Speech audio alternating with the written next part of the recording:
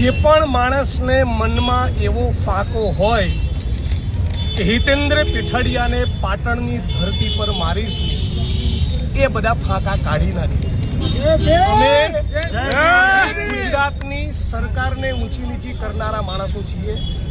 તારા જેવા ફૂદાનું ચણું નહીં આવે। અને આટલો બધો ફાંકો હોય તો ગુજરાતની ભાજપ સરકારે નરેન્દ્ર મોદીનું નામ લખીને સરદાર વલ્લભ પટેલનું નામ કાઢી નાખ્યું। ત્યાં જઈને ઊંધો પડે એટલે ખબર પડે।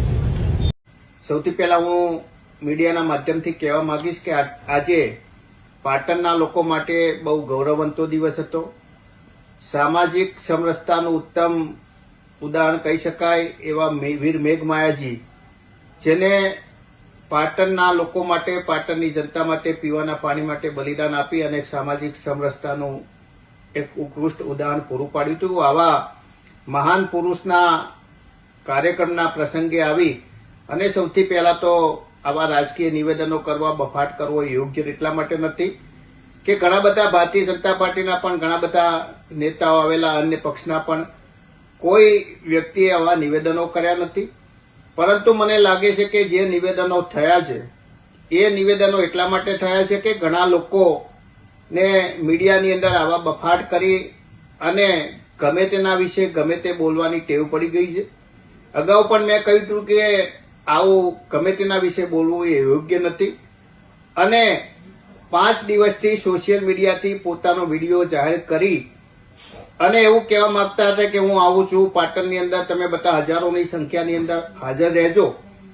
પરંતુ માત્ર 5 કે 25 જે લાગતા વળગતા લોકો હતા એવા લોકો હાજર રહ્યા હોય અને પોતાની જાતને જે લોકો માસ લીડર ગણાવે છે એમના કાર્યક્રમની અંદર 5-25 લોકો હાજર હોય એટલે આવા લોકો એ માનસિક ઘણીવાર હતાશ થઈ જતા હોય છે। એ લઘુતા ગ્રંથિથી પીડાતા લોકો એ પોતાના પગ નીચેથી જાણે ધરતી ખસી જાય હોય લાગે છે અને આવી પરિસ્થિતિમાં પોતાની સાયકોલોજીકલી લીધે પોતાની માનસિક સ્થિતિ ગુમાવી બેસે। એટલે ગમે તેવા નિવેદનો કરે યોગ્ય નથી। અમે હંમેશા સામાજિક સમરસતામાં માનવાવાળા છીએ અને સામાજિક સમરસતાના સામાજિક પ્રસંગોની અંદર આવા નિવેદનો આપી અને સમાજ વચ્ચે વગવિખર કરાવવાની જે વાત છે એ યોગ્ય નથી। આવા લોકો આવા ખોટા નિવેદનો કરી અને કોંગ્રેસ પાર્ટીને નુકસાન કરી રહ્યા છે।